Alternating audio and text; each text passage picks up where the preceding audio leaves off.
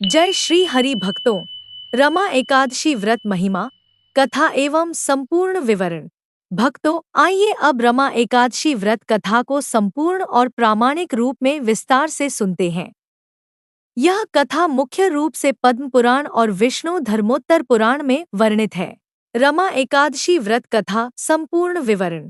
कार्तिक मास के कृष्ण पक्ष की एकादशी को रमा एकादशी कहते हैं। यह एकादशी माता लक्ष्मी को समर्पित है। कथा का आरंभ। बहुत समय पहले चंपावती नगरी में मुचुकुंद नामक एक प्रतापी राजा राज्य करता था। वह धर्मात्मा, दयालु और भगवान विष्णु का परम भक्त था। एक दिन राजा ने दरबार में सभा बुलाई और कहा, राजा मुचुकुंद बोले, हे मंत्रियों और सभासदों, संसार में अनेक व्रत और उत्सव होते हैं, परंतु मुझे ऐसा व्रत चाहिए जो समस्त पापों का नाश करे, सुख समृद्धि प्रदान करे और अंत में मोक्ष की प्राप्ति कराए। यह सुनकर दरबारियों ने कहा, राजन, ऐसे व्रत के बारे में जानने हेतु आपको महर्षि नारद जी से मार्गदर्शन लेना चाहिए। राजा ने महर्षि नारद जी को बुलाया और विनम्र भाव से प्रश्न किया, राजा, गुरुदेव, कृपया ऐसा कोई व्रत बताइए जिससे मेरे समस्त पाप नष्ट हों और मुझे वैकुंठ धाम की प्राप्ति हो। नारद जी ने उत्तर दिया, हे राजन, कार्तिक मास के कृष्ण पक्ष की एकादशी को रमा एकादशी कहते हैं।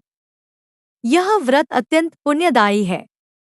इस व्रत को करने से न केवल पापों का नाश होता है, बल्कि मृत्यु के उपरांत वैकुंठ धाम की प्राप्ति होती है।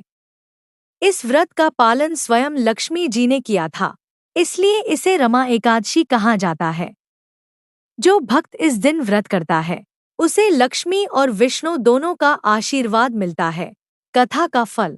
राजा मुचुकुंद ने महर्षि नारद जी के निर्देशानुसार रमा एकादशी का व्रत किया। उसने पूर्ण निष्ठा से उपवास रखा, रात्रि में जागरण किया और विष्णु सहस्रनाम का पाठ किया। द्वादशी के दिन ब्राह्मणों को दान दक्षिणा देकर व्रत का पारण किया। परिणामस्वरूप उसके राज्य में धन धान्य की वृद्धि हुई, शत्रु स्वतः ही पराजित हुए और मृत्यु के बाद राजा मुचुकुंद सीधे वैकुंठ धाम को प्राप्त हुआ। रमा एकादशी का महत्व। यह व्रत करने से दरिद्रता दूर होती है, घर में सुख, शांति और समृद्धि बनी रहती है। भगवान विष्णु और माता लक्ष्मी की कृपा से जीवन में कभी कष्ट नहीं आता।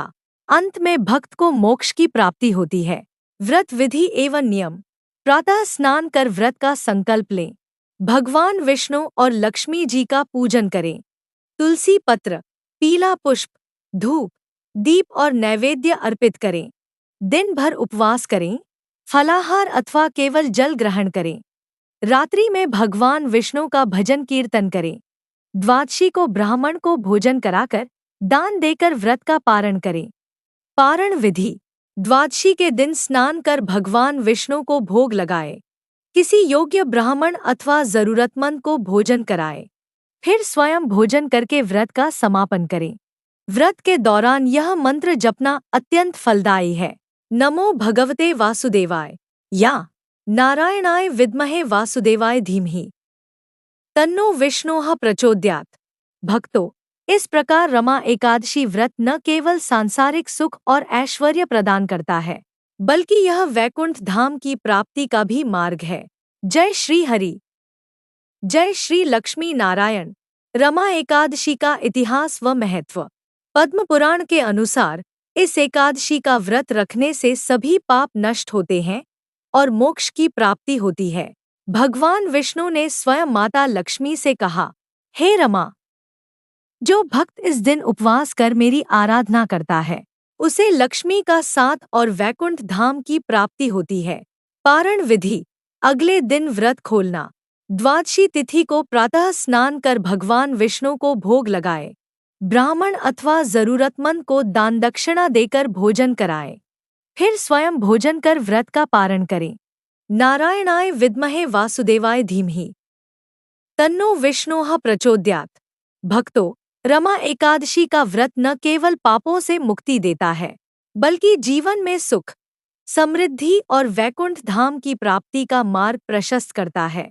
अगर आपको यह कथा अच्छी लगी हो तो कृपया लाइक, कमेंट और सब्सक्राइब जरूर करें ताकि भक्ति की यह गंगा अन्य भक्तों तक भी पहुँचे। जय श्री हरि, जय श्री लक्ष्मी नारायण।